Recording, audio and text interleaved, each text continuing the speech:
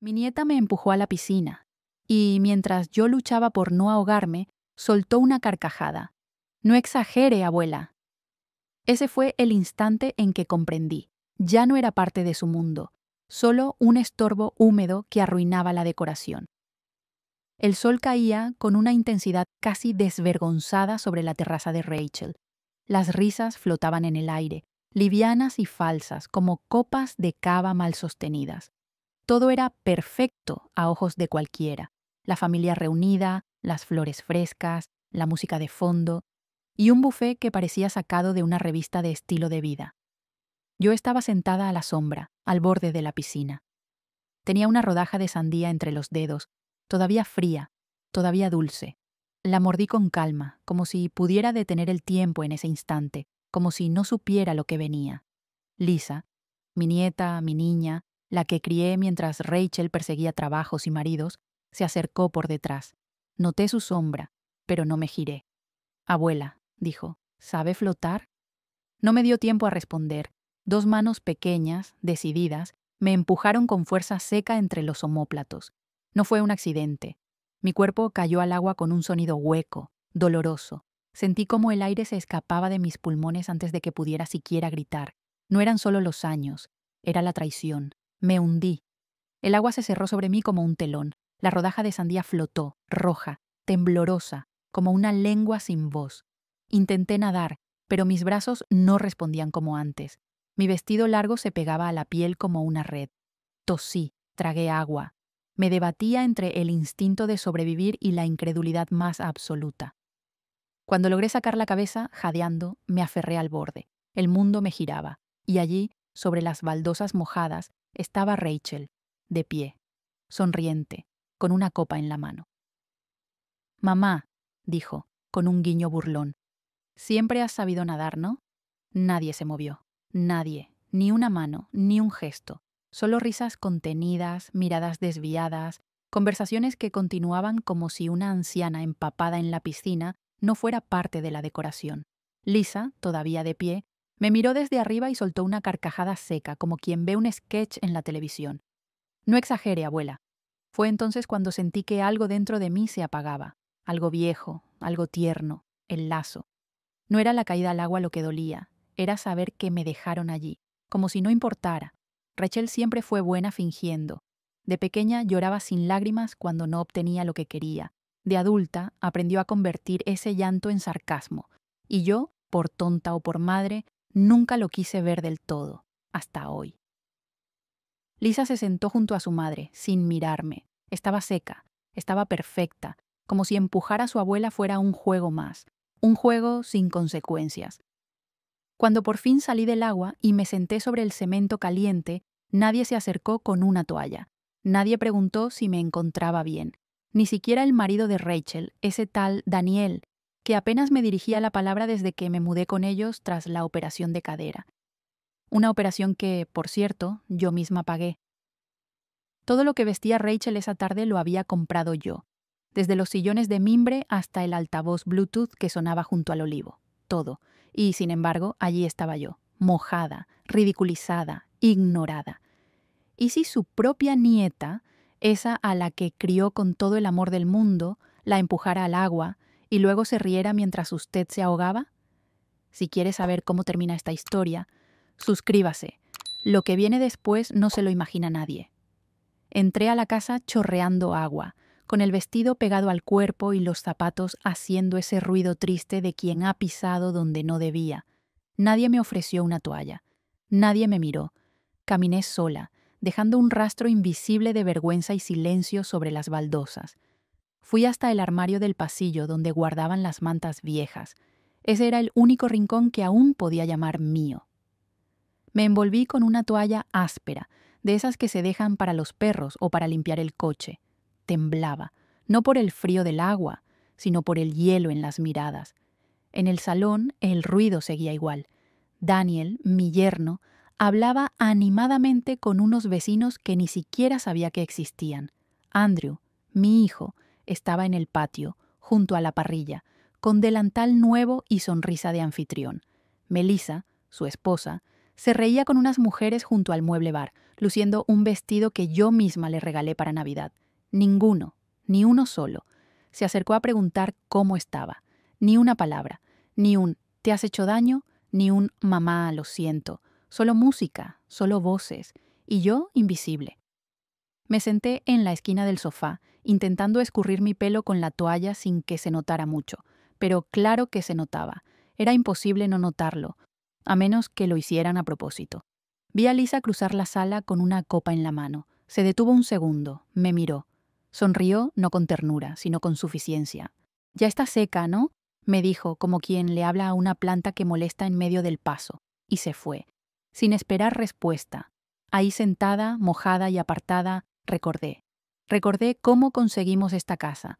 Rachel y Daniel no podían acceder a una hipoteca con sus sueldos. Andrew acababa de salir de su tercer fracaso empresarial. Melissa estaba desempleada. Fui yo quien propuso vender mi apartamento antiguo y ayudar con el enganche. Fui yo quien firmó como avalista. Fui yo quien puso los primeros 200.000 euros. «Así vivirás con nosotros, mamá», dijo Rachel entonces. «En familia, como debe ser». Nunca me hablaron de escrituras, nunca me consultaron sobre distribución, solo dijeron, «Tu habitación será la del fondo junto al lavadero». Yo lo acepté, por amor, y por miedo también. Tenía miedo de quedarme sola después de la operación, miedo de que nadie viniera a visitarme, miedo de convertirme en una carga sin nombre. Así que dije que sí, y esa palabra, ese sí tan pequeño, fue el principio de mi desaparición. Vi cómo Andrew pasaba la bandeja con chorizos al nuevo vecino. «Esta casa es nuestra joyita», decía con orgullo. «Mucho trabajo, mucho esfuerzo, pero lo logramos. Yo lo escuchaba desde adentro. No mencionó mi nombre, ni una vez. Lo logramos». Qué verbo tan cómodo, cuando uno no puso un euro. Pensé en Lisa, en cómo yo la llevaba a la escuela cuando su madre no podía. En cómo le enseñé a leer, a escribir su nombre, a pelar una manzana con cuchillo sin cortarse. Pensé en Andrew cuando me llamó llorando después de perder su empresa de catering y cómo le pagué el alquiler durante un año entero. Pensé en Melissa, a quien le compré su primer coche para que pudiera buscar trabajo. Pensé en tantas cosas y me pregunté, ¿en qué momento pasé de ser el centro a ser el estorbo? Fui a mi habitación, me cambié de ropa con lentitud. Cada botón era un recuerdo, cada prenda una ausencia. Abrí la ventana. Entró la brisa con olor a carne asada y a indiferencia. Me senté en la cama, sola, tan sola como una voz sin eco. ¿Sabe usted qué es lo que más duele? No es que me empujaran, no es que me ignoraran, es que nadie lo consideró importante. Yo podía haberme ahogado, podía haber resbalado, roto la cadera, muerto. Y aún así, seguirían con la fiesta, porque yo ya no formaba parte del decorado, porque yo, a sus ojos, no era más que una abuela que ocupaba espacio. Entonces entendí algo. Ese hogar que yo ayudé a construir ya no era mío, ni por amor, ni por dinero, ni por historia. Había sido excluida sin que me echaran formalmente. Habían borrado mi nombre, mi voz, mi memoria, y todo con una sonrisa. Me levanté. Me miré en el pequeño espejo del tocador, los ojos hinchados, el cabello húmedo, pero también una fuerza que no recordaba. Una parte de mí, dormida desde hacía años, abrió los ojos. No iba a gritar, no iba a reclamar, pero iba a comenzar a tomar nota, porque hay silencios que arden más que los gritos, y el mío, esa noche, comenzó a arder con una claridad feroz. No me echaron, solo me hicieron sentir tan invisible que un día decidí irme sola. Esa noche sentí que las paredes se hacían más estrechas. La casa era la misma, pero el aire no. Había algo espeso entre las habitaciones, como si cada palabra no dicha flotara sin desaparecer. Me acosté a la hora de siempre, fingí dormir, pero el sueño nunca vino, solo el zumbido del silencio y los pasos ajenos. A eso de las 3 bajé por agua. Lo hice en silencio, sin luces, como si no quisiera despertar ni al polvo. Pero el murmullo me detuvo. Voces, en la cocina, no discutían, no susurraban, hablaban, como quien hace planes de viaje, como si mi vida fuera un trámite más. Melissa estaba sentada con una copa de vino, su postura relajada, su tono, el de alguien que ya tomó una decisión. «Yo lo dije desde el principio», dijo. «Está agotada, su energía está apagada. Va de la cama al sofá y del sofá al patio. Ya no aporta nada. Lo más humano sería buscarle un lugar donde esté tranquila y lejos. Pausa. Un sorbo lento. Además, añadió, no es sostenible seguir manteniéndola aquí. ¿Has visto las facturas?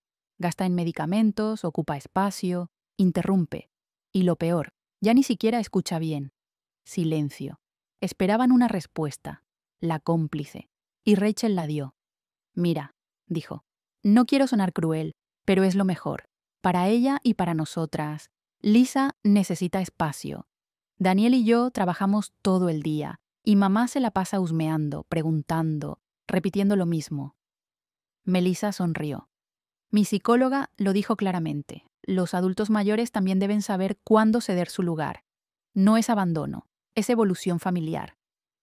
Rachel se cruzó de brazos, pensativa, y luego soltó la frase como quien corta un lazo con una tijera afilada. Tenemos que revisar el testamento. Ya no está lúcida. No lo digo solo yo, se le nota. Olvida cosas básicas. Ayer me llamó Clara. ¿Quién demonios es Clara? Melissa soltó una carcajada baja. Tal vez su enfermera imaginaria. En serio, Melissa. Es hora de reorganizar los papeles. Lo hablaremos con Andrew y con el notario. No hace falta que sea un diagnóstico. Basta con sembrar la idea. Con eso, la ley ya permite intervenir. Y fue ahí donde mi alma se rompió. No de golpe. No como cristal, sino como la tela vieja de una bandera olvidada al viento. Se deshizo. Yo estaba a 1 metro, detrás de la puerta, vaso en mano, inmundo, al borde del derrumbe. La cocina tenía un viejo espejo de marco dorado, colgado en una esquina alta. Desde su ángulo yo las veía. Ellas no a mí. 2 mujeres. Una, mi hija. La otra, la esposa de mi hijo. Ambas, hablando de mí como de una carga, como de algo que debe ser retirado con cuidado para no estorbar la vista. Yo, que les cociné sin que me lo pidieran. Yo, que apagué incendios emocionales. Yo, que vendí mi hogar para levantar el suyo.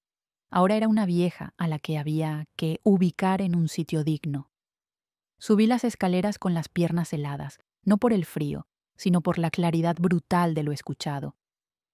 Me senté en mi cama, miré mis manos, esas que alguna vez sostuvieron a Rachel cuando lloraba de niña, esas que ayudaron a Melissa a amamantar cuando no sabía cómo acomodar al bebé. Ahora eran manos que molestaban, que ocupaban espacio, que gastaban. Y entonces lo entendí. No me están olvidando, me están borrando con lápiz fino, con frases educadas, con sonrisas profesionales, pero borrándome. Y lo peor, querían hacerlo parecer amor, cuidado, preocupación. Querían encerrarme y llamarlo descanso merecido. Querían quitarme la firma y decir que era por mi salud. Querían silenciarme y llamarlo tranquilidad. A la mañana siguiente bajé antes que ellas. Preparé café como siempre. La cocina olía a costumbre, pero mi alma ya no era la misma. Rachel entró, aún con la cara hinchada de sueño. ¿Dormiste bien, mamá? La miré. No respondí como siempre. No le sonreí. No pregunté por Lisa. Solo la miré, larga, directa, silenciosa. Dormí mejor que nunca, dije al fin. A veces hace falta una noche en vela para ver con claridad lo que no quisimos ver durante años. Rachel se tensó. No entendió o prefirió no entender. Esa tarde tomé mi cuaderno de tapas negras, el que guardo para los momentos en que necesito pensar con tinta, y escribí. Día 1. Ya no estoy confundida. Estoy despierta, y aunque me quieran borrar, yo empiezo hoy a reaparecer. No lloré, no reclamé, solo empecé a preparar el terreno, porque no hace falta gritar para resistir. A veces basta con recordar con nombre y apellido. No era que yo estuviera perdiendo la memoria, era que ellos contaban con que yo no recordara. Fingí olvidar un nombre, pero no olvidé nada, al contrario, empecé a recordarlo todo. Desde aquella madrugada, algo en mí cambió, no me temblaban las manos, me temblaba la paciencia, no por rabia, no por dolor, sino por esa certeza que solo llega una vez en la vida. No me querían enferma, me necesitaban inútil, y si no podían declararme loca con pruebas, harían que pareciera. Así que decidí ayudarles, pero a mi manera. Esa mañana, cuando Melissa me pidió las llaves del garaje, fingí confusión. ¿Llaves? Oh, las dejé, creo que en el congelador. Y allí estaban, en la bandeja del hielo, bien puestas, a la vista. Melissa me miró con una mezcla de lástima forzada y triunfo mal disimulado. No se preocupe, Margaret, me dijo, con esa voz de enfermera de película barata. A todos se nos va la cabeza a veces. Rachel estaba a su lado. No dijo nada. Solo se cruzó de brazos y murmuró. Ya es la tercera vez esta semana. Yo agaché la cabeza. Y por dentro, anoté. Día 3. Llaves en el congelador. Reacción. Melissa toma nota. Rachel se calla, pero asiente. Esa noche escribí en mi cuaderno negro. Lo partí en 2 columnas. En la izquierda puse los que me miran a los ojos. En la derecha, los que solo miran mi firma. Empecé por la columna derecha. Era más fácil. Rachel, Melissa, Daniel, el notario Richard. Sí, lo escuché por teléfono diciendo, si hay antecedentes de deterioro, podemos justificar la revisión. Andrew aún no aparecía en ninguna columna. Observaba, guardaba silencio, quizá por cobardía o quizá por vergüenza. Pero el silencio también pesa, y yo lo estaba pesando todo. La semana siguiente, fingí olvidar el cumpleaños de Lisa. Rachel puso el grito en el cielo. «Mamá, es tu nieta. ¿Cómo puedes olvidar algo así? Si tú la criaste». Sonreí bajito. «Ay, hija, tengo tantas cosas en la cabeza. Últimamente se me enredan los días». Melissa no perdió oportunidad. A mí me pasó con mi abuela. Fue el primer síntoma, pequeños olvidos. Y luego ya no sabía ni cómo se llamaba. Yo fingí buscar el bolso, inquieta, temblorosa. Luego murmuré. ¿Dónde están mis pastillas, por cierto? Melissa me acompañó al baño, pero antes de cerrar la puerta, le escuché decirle a Rachel. Vamos avanzando. Con 2 informes y un par de escenas más, el notario ya no tendrá dudas. Esa noche lloré. No por tristeza, por furia, por impotencia, por tener que fingir la debilidad que ellos deseaban. Pero también sonreí, porque cada palabra de ellos estaba en mi cuaderno. Un día, Andrew entró en la cocina mientras yo le hablaba al microondas. «Mamá», dijo, preocupado, «¿qué haces?» «Estoy marcando el número de Jorge, el jardinero. Dijo que iba a pasar...» Andrew frunció el ceño. Yo murmuré. «Este aparato ya no obedece. A lo mejor es que me está jugando una broma». Él me miró. No con burla, con miedo. Y entonces entendí que incluso él empezaba a creer lo que ellas querían. Volví a mi cuaderno. Anoté todo. Día 11. Andrew presencia escena con microondas. Reacción, confusión sincera. No ríe, no colabora. Y lo pasé, por fin, a la columna izquierda. Los que todavía me ven como persona, aunque con un asterisco. Todavía. En mi bolso siempre llevaba 2 cosas. El cuaderno negro y una libreta pequeña azul. En esa segunda escribía cosas distintas, pequeños detalles, frases sueltas, como esta que apunté un día en la sala. Cuando una hija te habla como si fueras un mueble, es porque ya ha decidido en qué rincón colocarte. O esta, que escribí tras oír a Daniel. La abuela debería firmar antes de que se le vaya más la cabeza. Ese día, Daniel pasó directamente a la columna derecha. Sin apelación, empecé a recopilar documentos. Fotocopié las escrituras donde aún figuraba mi nombre, las transferencias que salieron de mi cuenta para el pago inicial de la casa, el contrato de donación con cláusulas de reversión. Sí, había leído bien. Mi abogado, Dios lo tenga en gloria, me insistió en dejar todo bien atado. Y ahora, esos papeles dormidos valían más que 1000 palabras. Un sábado fingí quedarme dormida en la hamaca del jardín. Rachel y Melissa hablaban cerca creyendo que no oía. Ya tenemos casi todo. Solo falta que el médico ponga algo en el informe, aunque sea leve. ¿Y la firma? Tranquila. El notario dijo que si está medicada, la puede firmar sin darse cuenta. ¿Y si se niega? Siempre queda la incapacidad parcial. Legalmente, la podemos representar. Mi hija, mi sangre, planeando convertirme en un cuerpo sin voz. Ese fue el día que dejé de tener miedo, porque entendí que el peligro no era perder la memoria, era perder el derecho a decir yo no quiero. Esa noche le escribí una carta a mi antiguo abogado, el hijo de mi amiga Teresa, con todo. Adjunté copias, anotaciones, fechas y una nota. Cuando recibas esto, Ya sabré si me escuchan o si me están borrando. Fingí confundir el azúcar con la sal. Fingí que no sabía cómo volver a mi cuarto. Fingí olvidar mi segundo apellido. Pero jamás olvidé lo que estaban haciendo. Ni una palabra, ni una mirada. Todo lo guardé, todo lo escribí. Porque cuando quieran silenciarme, tendrán que enfrentarse a lo que he registrado. Ellos jugaban a que yo perdía la memoria, sin saber que yo estaba escribiendo la suya. Porque cuando una madre deja de hablar, es porque ya ha empezado a decidir. Esa mañana no abrí las persianas. Me senté en la cama con el cuaderno sobre las rodillas, los dedos manchados de tinta y el corazón lleno de certezas. Sabía que lo que venía no sería bonito, ni rápido, ni fácil, pero ya no importaba, porque en el silencio yo ya había tomado partido por mí, y fue justo ese día, mientras el resto de la casa seguía durmiendo como si nada pasara, que alguien tocó a la puerta trasera. Una doble llamada, suave, no de esas que apuran, de las que piden permiso. Abrí con cautela, y ahí estaba ella, Clara. Clara llevaba un jersey gris, gastado en los codos, y una bolsa de pan envuelta en papel, su pelo enmarañado, sus ojeras más profundas que el invierno. Pero su mirada era clara, como su nombre, como su alma. «Buenos días, doña Margaret», susurró. «Le traje pan recién hecho. Y otra cosa». Entró como quien no quiere molestar, como quien sabe que la herida sigue abierta. Se sentó en la mesa de la cocina sin quitarse la bufanda. Yo puse agua a calentar, sin hablar. Solo la miré. Y ella entendió. Sacó un sobre pequeño de la bolsa.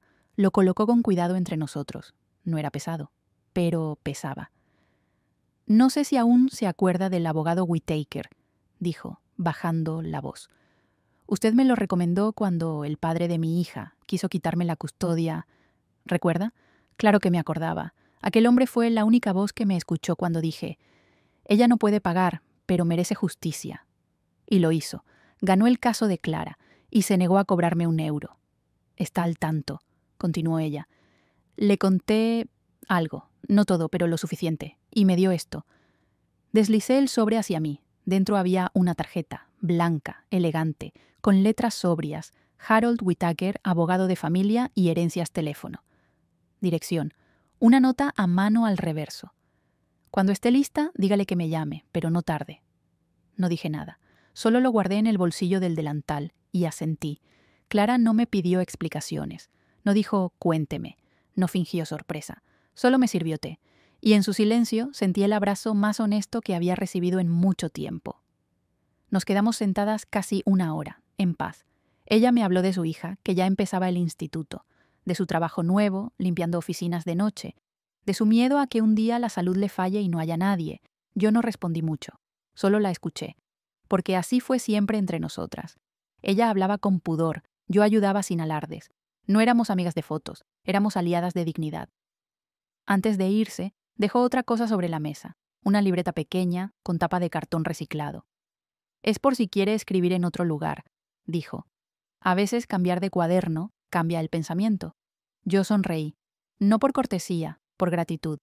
Y por primera vez en semanas me sentí menos sola. Después de que se fue, me quedé mucho rato sentada. Afuera, oí a Rachel hablando por teléfono. Melissa reía en el jardín. Lisa escuchaba música a todo volumen. Nadie preguntó quién había venido. Nadie se interesó por el olor a pan fresco. Y eso también lo anoté. Día 18. Clara vino. Me miró. Me trajo ayuda sin pedir nada. Rachel no notó. Melissa no preguntó. Lisa no saludó. Volví a mi libreta negra. Pero esta vez no escribí con rabia, escribí con rumbo. Si el día llega, llamaré a Whittaker, no por venganza, sino por orden, porque si yo me caigo, que al menos caiga de pie. Pasaron 3 días hasta que me atreví a marcar el número. Lo hice desde un teléfono público, camino al supermercado. «¿Sí?», respondió la voz firme, sin rodeos. «Soy Margaret Whitmore», dije. «Me recomendaron hablar con usted». Hubo un breve silencio, y luego, con tono cálido, casi paternal: «La estaba esperando, señora Whitmore. Dígame cuándo y dónde». Volví a casa con el corazón latiendo distinto. No era miedo. Era algo parecido a la esperanza, pero más fuerte. como si, después de meses caminando en barro, hubiera pisado piedra firme. No le conté a nadie. No cambié mi rutina. Seguía confundiendo nombres. Seguía olvidando el azúcar en el arroz. Pero, dentro de mí, había una puerta abierta, y detrás de esa puerta alguien me creía. Esa noche anoté en mi nueva libreta: no necesito muchos aliados, solo uno que vea lo que los demás no quieren mirar. Y hoy ese aliado vino con pan caliente y un abogado. No dije nada, solo asentí, porque, a veces, el gesto más poderoso es aceptar en silencio la ayuda que sí ve tu dolor. No les quité nada, solo dejé de regalarles lo que nunca valoraron. La primera vez que abrí el sobre del fideicomiso educativo de Lisa, tenía las manos limpias, el corazón grande y toda la esperanza puesta en su futuro. Lo había creado en secreto con lo que quedaba del legado de George, mi marido, y con años de ahorros que nadie sabía que aún existían. Un fondo destinado exclusivamente a sus estudios para que nunca dependiera de nadie. Para que, si algún día quisiera irse a otro país, inventar un medicamento, diseñar una nave espacial o simplemente estudiar historia del arte, pudiera hacerlo. Yo creía que el amor se demostraba así: dando, previendo, construyendo caminos invisibles para otros, y durante mucho tiempo no dudé. Hasta que un día mi propia nieta me empujó al agua y se rió. Tardé semanas en tomar la decisión, no porque no fuera clara, sino porque el duelo también se da en silencio. Ese fondo no era solo dinero, era febrero. Fe en una niña que crié con mis manos, a la que arrullé cuando su madre salía corriendo, a la que le leí cuentos cuando nadie más tenía tiempo. Pero ahora, cada vez que la veía pasar, con sus auriculares puestos y su indiferencia colgando como una mochila, yo no veía a una víctima de su entorno. Veía a alguien que había elegido mirar hacia otro lado, elegido reírse cuando los demás también lo hacían, elegido borrar con desprecio lo que tanto le costó a otros construir. Así que una mañana, sin dramatismos, tomé la carpeta gris del fondo del armario, la llevé a la notaría y le dije a Richard, el mismo que había estado confabulando con mis hijas: voy a disolver el fideicomiso. Él levantó la ceja, sorprendido. ¿Estás segura? Más que nunca, lo firmé, sin titubeos, y al salir caminé 3 calles bajo el sol como si por fin mi espalda se hubiera enderezado, como si al devolverles lo que no supieron cuidar, también me estuviera devolviendo algo a mí, mi poder. Esa misma tarde me reuní con Harold Whittaker. Le mostré mis documentos, mis libretas, mis pruebas. Me escuchó sin interrumpir, no con condescendencia, como otros, sino con atención real y respeto. Cuando terminé, él dijo algo que no olvidaré. Señora Whitmore, usted no ha sido débil. Usted ha sido demasiado generosa con quienes ya no sabían agradecer. Y entonces me preguntó: ¿qué quiere hacer ahora? Le respondí sin pensar: quiero que todo lo que alguna vez fue dado por amor sea devuelto al amor, pero esta vez a quienes sí sabrán qué hacer con ello. Empezamos por el testamento. Modifiqué cada cláusula, cada línea, cada destino. Los bienes inmuebles fueron asignados a una fundación que construye viviendas para madres solteras. Los dividendos de la empresa, que aún llevaba mi apellido y de la cual seguía siendo accionista silenciosa, irían ahora a becas para mujeres mayores de 50 años que quisieran estudiar. Mis ahorros personales y los títulos de inversión fueron redirigidos a una ONG que apoya a niñas huérfanas interesadas en ciencias. Y el fondo de Lisa, ese, en concreto, fue donado íntegramente a un programa internacional de educación STEM para adolescentes de bajos recursos. Adjunté una carta, la escribí a mano, con letra temblorosa pero firme. A quien corresponda, este dinero fue guardado con amor para una niña que ya no lo necesita. Ahora, que sirva para otras que sí lo valoren. No deseo que me nombren, solo que hagan algo hermoso con ello. Una mujer que también fue niña alguna vez. La firmé con iniciales, nada más. No sentí rabia, ni satisfacción amarga. Sentí alivio, como si, en vez de quitar, estuviera liberando. Como si finalmente entendiera que no se trata de repartir castigos, sino de corregir la dirección de los regalos. Días después, Rachel entró a mi habitación sin llamar. ¿Qué hiciste con el fondo de Lisa? Yo seguía doblando mi ropa. No me apresuré. No me alteré. Solo respondí. Lo he destinado a quienes aún sueñan con aprender y que no se ríen cuando alguien se ahoga. Rachel se quedó helada. No puedes hacer eso. Ya lo hice. Era para tu nieta. ¿Y yo? Le pregunté, al fin levantando la vista. ¿Acaso seguí siendo madre cuando ustedes dejaron de tratarme como tal? Rachel no supo qué decir, y en ese silencio supe que la herida no era mía, era suya. Andrew no me miró durante días. Melissa fingió que no le importaba. Lisa, bueno, Lisa nunca preguntó, y eso también fue una respuesta. Pero en el buzón, una semana después, encontré un sobre sin remitente. Dentro había una foto, una niña con gafas, piel morena y un diploma en las manos. Detrás, una nota. Gracias por creer en las que no tienen apellido ni apellido. Gracias por este milagro lloré, no como víctima, sino como alguien que, por fin, había elegido a quién seguir amando. No les quité nada, solo devolví mis regalos, a donde el amor no se ahoga. No dejé una nota, no dejé un reproche, solo me llevé algo que ya nadie me pedía, mi silencio. El día que me fui, nadie lo notó, no porque fuese sigilosa, sino porque en esa casa hacía tiempo que ya no se me miraba. Era una mañana tibia, ni sol ni lluvia. El tipo de clima que no molesta, pero tampoco se celebra. Perfecto para desaparecer. Me levanté antes que todos. No preparé café, no puse las tostadas, no regué las plantas. Esa fue mi despedida. No hacer nada de lo que siempre hacía. Me vestí con calma, no con tristeza, con decisión. Elegí un pantalón cómodo, una blusa azul que aún olía a jabón de lavanda, y mis zapatos de suela blanda, los mismos que usé en el funeral de George, los mismos con los que había sostenido el dolor sin que se notara. Tomé mi maleta pequeña, cabía justo lo necesario, una muda de ropa, mi libreta negra, la libreta de Clara, y la carta que escribí para mí misma hacía años, cuando aún creía que esa familia me abrazaba. No dejé carta sobre la mesa, no dejé llaves sobre el mueble, no dejé nada, porque cuando una se va de verdad, no hace falta explicar nada. El que quiso entender, ya entendió, el que no, jamás lo hará. Salí por la puerta trasera, esa que daba al callejón, la misma por la que alguna vez entré empapada, tras ser empujada al agua por quien fue mi nieta. Caminé una cuadra, luego otra, con la maleta rodando despacio, como si marcara el ritmo de mi renacer. El taxista me abrió la puerta sin decir nada. Yo tampoco hablé. Le di un papel con la dirección. Estación Central. Ida. Pines Hollow. Pines Hollow no era un lugar turístico. Tampoco era famoso.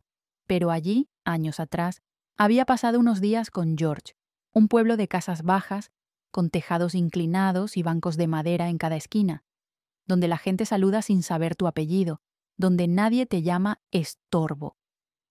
Allí me senté, una hora después, frente a un río delgado y lento.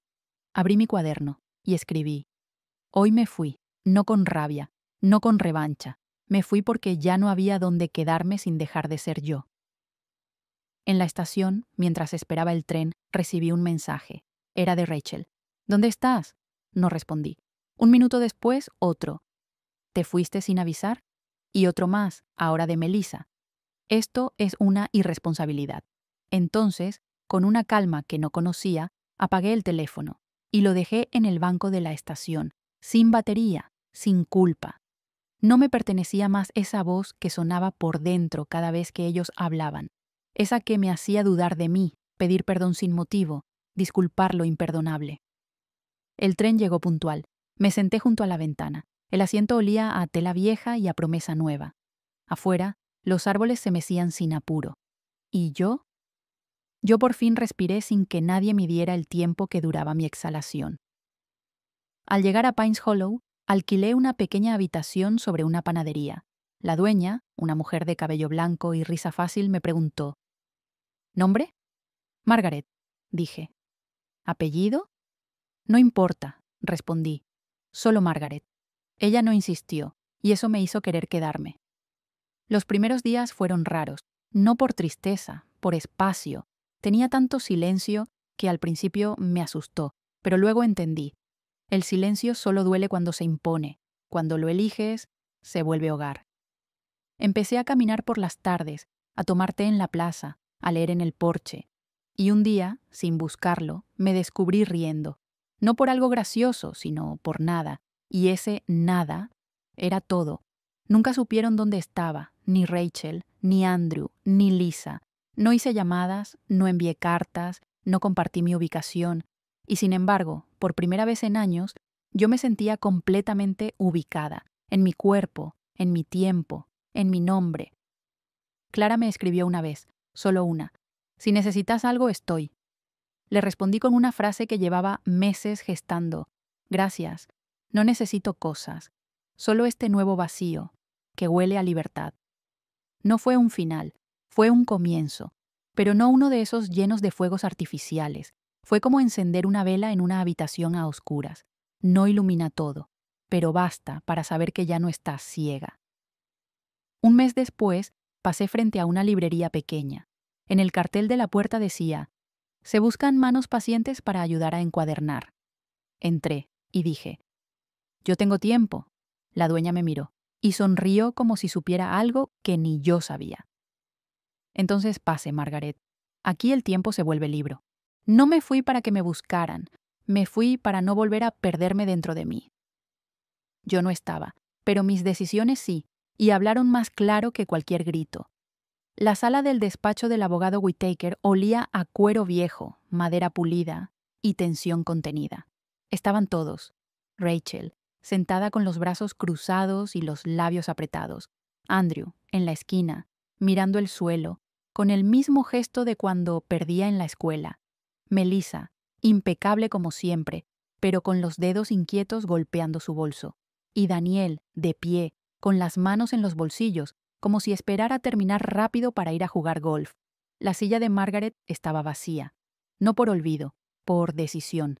Ella no había acudido, no porque no pudiera, sino porque ya no era necesario. Lo que iba a decirse ya estaba escrito, con tinta, con verdad, con memoria.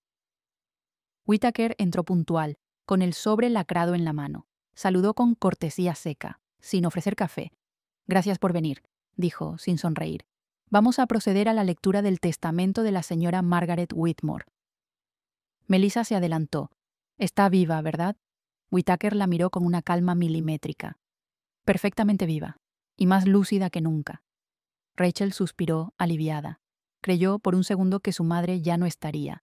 Y entonces empezó la caída. El abogado abrió el sobre, sacó varias hojas, y leyó. Yo, Margaret Whitmore, en pleno uso de mis facultades mentales y emocionales, declaro lo siguiente. Durante años, entregué todo lo que tenía.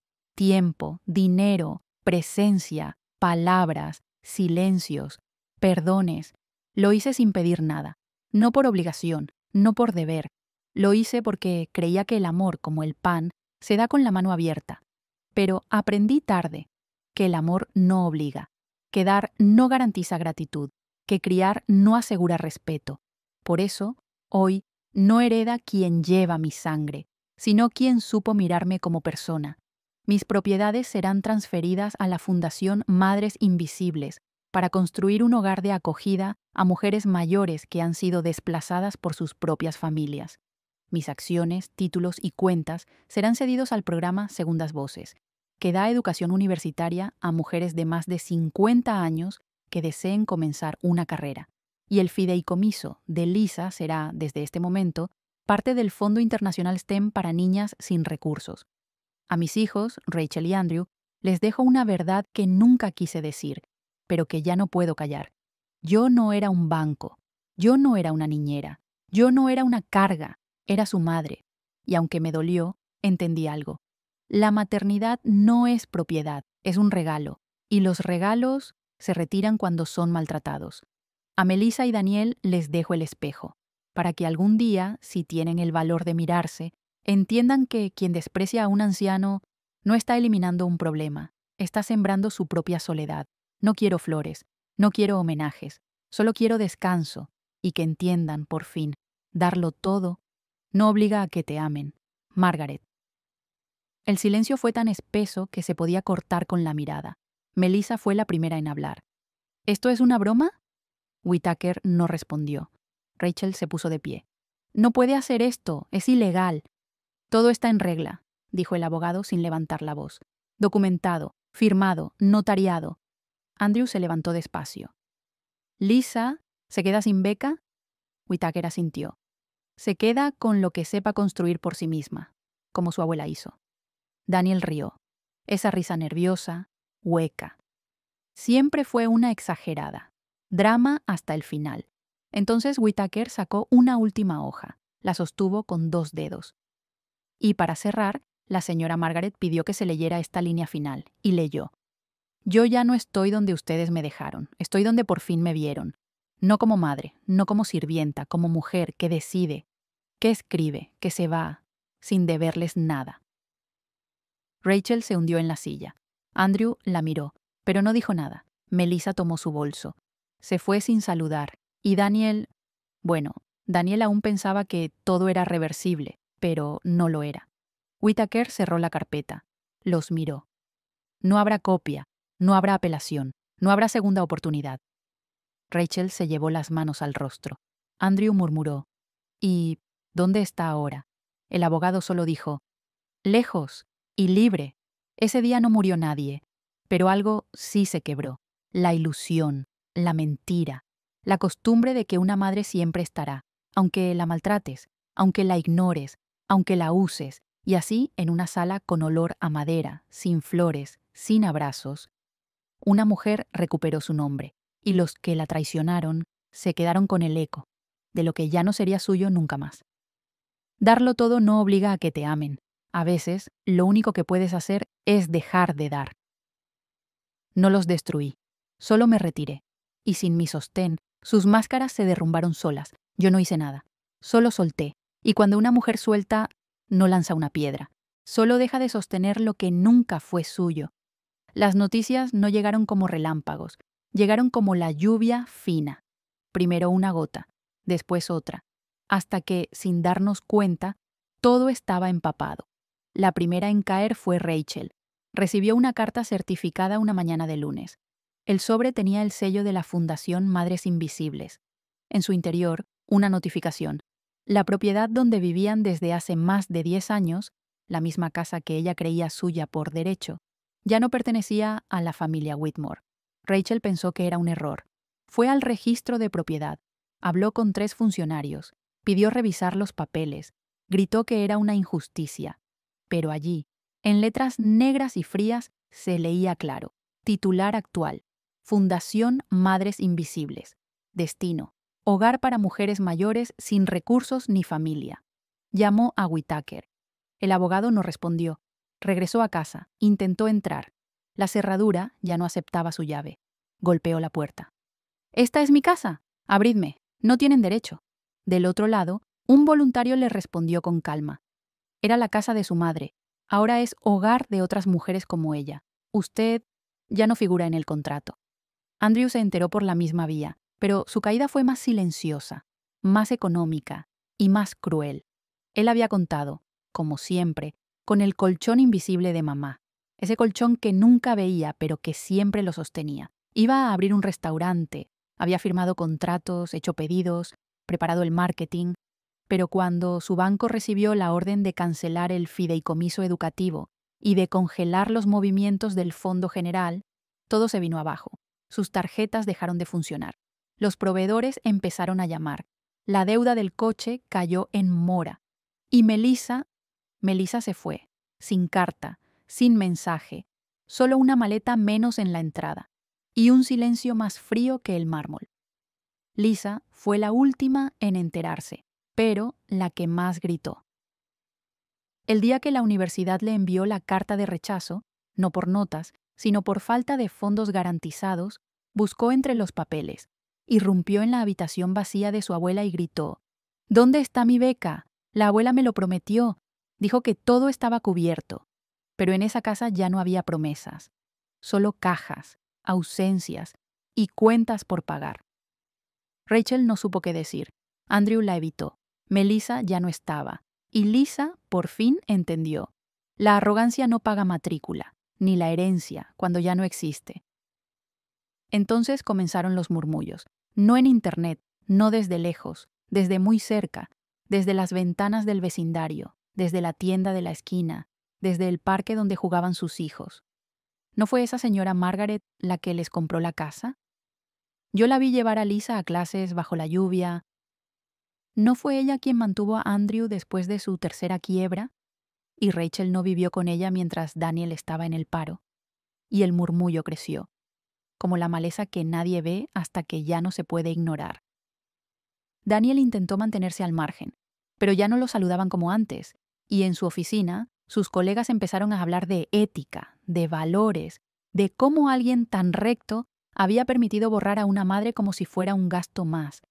Pero lo peor para ellos no fue perder el dinero, lo peor fue perder la historia, porque ya nadie les creía, porque ya nadie les ofrecía excusas. El barrio se llenó de frases como: ella siempre sonreía, nunca se quejaba, siempre estaba ahí, ¿no? Y entonces, por primera vez, la ausencia de Margaret pesó más que su presencia. A mí no me llegaron rumores, me llegaron cartas, postales, anónimas, sinceras. Yo vi cómo la trataban. Perdón por callar. Gracias por enseñarnos que la dignidad no se regala, se sostiene. Ahora entiendo su silencio. Era su forma de gritar con elegancia. Las leía por la mañana, con mi té de jengibre, sentada frente al río. No sonreía con vanidad, ni con amargura. Sonreía con serenidad, porque yo no busqué justicia, solo busqué respirar sin deberle nada a nadie. Y cuando una respira así, el aire arde al principio, pero después cura. Una tarde llegó una carta al buzón de la librería donde ahora ayudaba a encuadernar. La reconocí al instante. Era la letra de Andrew. No escribía mucho, nunca lo hizo. Pero esta vez escribió justo lo que debía. Mamá, perdón, no tengo más que eso, pero es de verdad. Lo guardé dentro de un libro que aún no tenía dueño, entre las páginas 142 y 143, allí donde a veces se pierden las cosas, pero también se empieza a leer otra vez. No respondí, no hacía falta, porque perdonar no siempre es volver. A veces es solo no odiar. En Pines Hollow, la gente ya sabía mi nombre, no como una historia triste, sino como una decisión valiente. Y eso era todo lo que necesitaba. En aquella casa donde antes vivían ellos. Ahora hay risas nuevas, colchas limpias, voces que no exigen, miradas que no pesan. Y cada vez que una mujer mayor cruza esa puerta, siempre pregunta: ¿aquí vivía la señora que lo dio todo y luego se fue sin decir palabra? Y el voluntario le responde con una sonrisa: sí, y gracias a ella ahora puede hacerlo usted también. No los destruí, solo les quité mis muros, y sin mis muros, sus mentiras no resistieron el peso de la verdad. No me borraron, me reescribí. Y esta vez, letra a letra, flor a flor, sin prisa. Vivo en un rincón del mapa que no sale en las guías ni en los blogs de viajeros. Un lugar sin monumentos, sin relojes ruidosos, sin nada que impresione. Pero con todo lo que me hacía falta: paz, tiempo y una silla que no me apure. El hogar se llama El Cerezo, como ese árbol que florece cuando ya nadie lo espera, y está en lo alto de una colina, donde los atardeceres pintan las paredes de rosa viejo, como si alguien las acariciara desde el cielo. Aquí no hay pasillos interminables, ni enfermeras corriendo, ni alarmas sonando. Aquí hay té servido con calma, pan caliente a las 5, y gente que te llama por tu nombre, no por tu edad, ni tu diagnóstico, ni tu pasado. Mi habitación es pequeña, pero está llena de mí. Una manta de lana hecha a mano, un florero de cerámica que pinté un miércoles sin esperar a nadie, un cuadro que me regaló Clara, una mujer de espaldas mirando un campo abierto, y una ventana que da al jardín. Desde allí veo los pájaros que vienen a saludarme cada mañana, y los brotes nuevos que crecen sin pedir permiso, y a veces simplemente veo. Ver sin apuro también es sanar. Me levanto temprano, sin alarma. Mi cuerpo ya aprendió a despertarse cuando la luz entra con suavidad. Desayuno sentada junto a la ventana, pan con mantequilla, té de jengibre y silencio tibio. Luego salgo al jardín. Uso un sombrero de ala ancha, como los que usaban las actrices antiguas. Mi regadera es azul cielo, y mis guantes tienen flores bordadas por una de las chicas del taller de costura. No planto flores porque duren, planto flores porque me recuerdan que todo lo que se cuida con constancia florece, Y lo que no se mira, no se riega, no se acompaña, se marchita. A veces me tiembla el pulso, pero mis manos aún escriben. Escribo en un cuaderno de tapas verdes, con las esquinas ya dobladas y algunas manchas de tierra. Cada página es una conversación conmigo misma. Escribo sobre George, cómo me miraba cuando nadie más lo hacía, sobre Lisa, cuando aún creía en los abrazos sin condiciones, y sobre las mujeres que ahora me rodean, sabias, sencillas, rotas en mil pedazos, pero de esas que saben tejerse de nuevo. Amelia, por ejemplo, me mira como quien reconoce algo que ha vivido. El otro día me dijo, mientras bordábamos juntas, «Tú tienes cara de haber amado mucho y de haber callado más». Yo no respondí con palabras. Le sonreí, porque esa frase no pedía una explicación, solo asentir, solo admitir que sí. Amé sin medida, y callé hasta olvidarme de oír mi propia voz. Una tarde cualquiera, con la luz entrando oblicua por la cortina, escribí una frase que no planeé. No desaparecí, solo dejé de presentarme donde no me veían. Me quedé mirándola un buen rato y sentí una ternura nueva, no dolor, no tristeza. Una ternura hacia mí, hacia esa mujer que, por fin, había dejado de rogar espacios y había empezado a habitar los que la abrazaban. Aquí nadie me llama mamá, nadie me exige, nadie me recuerda lo que hice o dejé de hacer. Y sin embargo, cada día alguien me pregunta, ¿cómo amaneciste hoy, Margaret? Solo eso, y eso es todo. Aprendí a hacer mermeladas de fresa y lavanda, a coser almohadas con nombres bordados, a pintar piedras con flores minúsculas y mensajes secretos. También aprendí a decir no, sin culpa, y sí, solo cuando me nace. He redescubierto el poder de regalar, pero también la fuerza de no ofrecer más de lo que una quiere dar. Una tarde, bajando por la calle principal del pueblo para comprar semillas, la vi. Era Lisa. Cruzaba la plaza con los hombros caídos, una mochila al hombro y la mirada sin brillo. Yo iba con mi sombrero y una bolsa de lino en la mano. Nuestros ojos se cruzaron por un segundo, y fue como si dos mundos se tocaran por última vez. No me saludó, ni yo a ella, pero bajó la mirada, y supe, sin palabras, que la soberbia ya no estaba. Solo el desconcierto de quien, por fin, empieza a ver lo que antes no quería mirar. No sentí rencor, solo murmuré para mí. Ojalá aprendas lo que yo aprendí tarde, que amar no es entregarlo todo, ni ser buena significa dejarse apagar. La última hoja del cuaderno verde la escribí hace poco, la llené con cuidado, no con poesía, con verdad. Fui madre, fui esposa, fui abuela, fui cuidadora, sostén, silencio, pero también fui risa contenida, sueño postergado, voz que nadie escuchó, hasta que un día me escuché yo, y dejé de ser lo que esperaban, para, por fin, ser lo que era. Margaret Whitmore, la que un día llamaron carga, y que hoy florece sola, sin pedir permiso.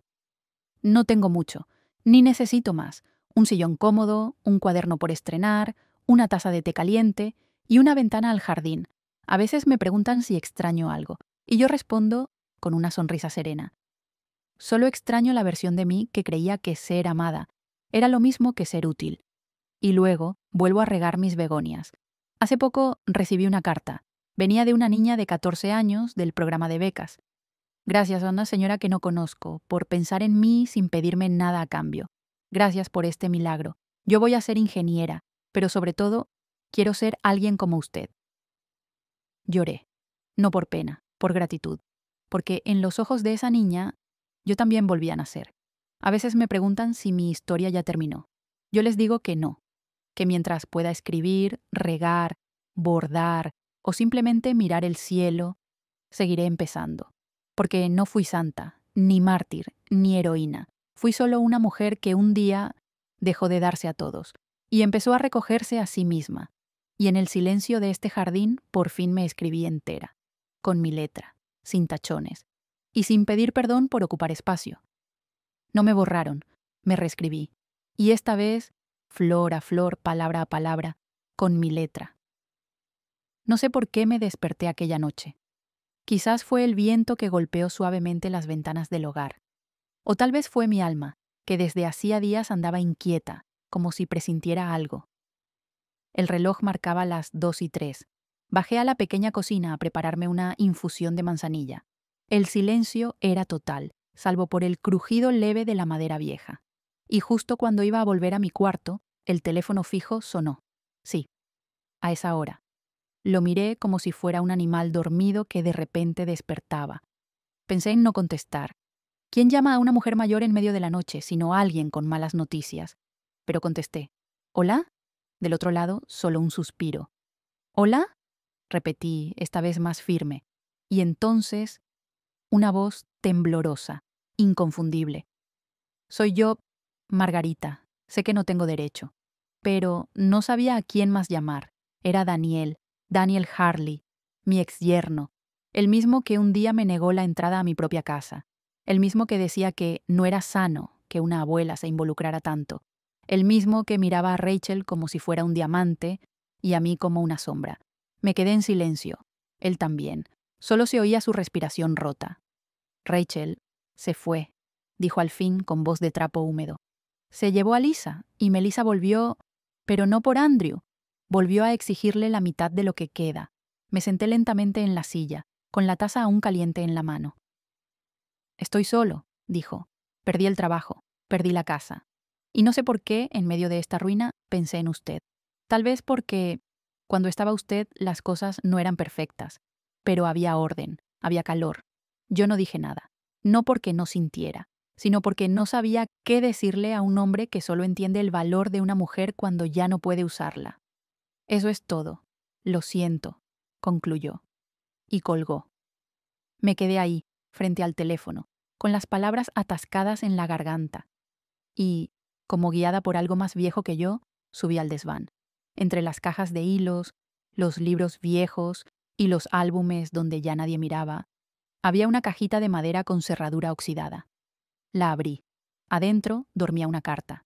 Una carta de George, mi esposo, el hombre que amé incluso en sus silencios, el que se fue demasiado pronto y me dejó enfrentando sola una guerra que él también sabía que se avecinaba. La carta estaba fechada un mes antes de su muerte. Temblando, la abrí. Amor mío.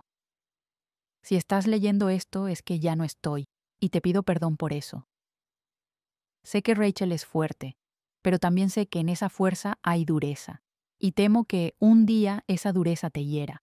Por eso, he movido lo que quedaba de nuestra inversión hacia tu nombre, sin decírselo a nadie. No porque desconfíe de ellos, sino porque confío en ti. Tú sabrás cuándo hablar y cuándo callar. Tú sabrás cuándo amar y cuándo marcharte sin mirar atrás. Yo no te protegí lo suficiente en vida, pero esta vez quiero que la última decisión sea tuya. Te amo, siempre lo hice. George. Las lágrimas me bajaron sin fuerza, no de rabia, sino de alivio, porque por fin entendía muchas cosas. Por qué algunas cuentas seguían activas, por qué ciertas propiedades estaban solo a mi nombre, por qué, incluso en su silencio, George seguía cuidándome. Me quedé mucho tiempo con la carta entre las manos. Luego bajé la escalera. Encendí una velita en el rincón donde tenía su foto y, con voz baja, le hablé. He aprendido a callar sin tragarme el alma. He aprendido a partir sin desaparecer. Y sí, George, me marché, pero no para esconderme. Me marché para volver a mí. Dejé la carta al lado de la vela y sonreí, no por venganza, no por justicia, sino por gratitud, porque incluso en la noche más larga, a veces una llamada, una carta, una vela encendida, pueden recordarte quién fuiste y quién mereces seguir siendo. No volví a contestar el teléfono, pero tampoco volví a temerle al silencio, porque en ese silencio a veces hablan los muertos y a veces la voz que más necesitabas era la tuya. Lisa escribió una carta, pero no fue su abuela quien respondió. Voz narrativa. La cuidadora de Pines Hollow. La señora Margaret no era como las demás. Nunca pedía ayuda, pero sabías cuándo acercarte. No contaba chistes, pero sus silencios decían más que cualquier frase hecha. Trabajo en Pines Hollow desde hace 11 años. He visto llegar a muchas personas con maletas llenas de recuerdos, y a otras con nada más que la ropa puesta y el alma hecha trizas. Pero la señora Margaret llegó con algo que nunca había visto. Una calma que dolía. Un silencio que no buscaba llenar huecos, sino descansar de tanto ruido. Traía una sola maleta, un cuaderno de tapas verdes y una regadera azul que insistió en dejar junto a la ventana de su habitación. Nadie venía a visitarla, y ella tampoco preguntaba por nadie, hasta que, una mañana fría, el cartero dejó un sobre sin remitente. Solo decía, en letra temblorosa de adolescente, 4M. Lo llevé a su habitación, como siempre hacía con el correo, pero esta vez dudé antes de tocar la puerta. La encontré sentada junto a la estufa de leña, bordando una servilleta con pequeñas margaritas. Le tendí el sobre. ¿Un admirador secreto, tal vez? Bromeé con suavidad. Ella no sonrió. Solo tomó el sobre con ambas manos, como si sostuviera algo más que papel. Se quedó mirándolo un rato largo, sin abrirlo, como si pudiera leer lo que había dentro sin romper el sello. ¿Quiere que me quede con usted?, pregunté. Movió la cabeza suavemente. Number prefería estar sola. Me alejé, pero no del todo. Desde el pasillo escuché el crujido del sobre al abrirse. Un suspiro entrecortado. Y luego, silencio. Un silencio tan espeso que me detuve ahí mismo, por si acaso. Volví media hora después, con su té de jengibre y miel.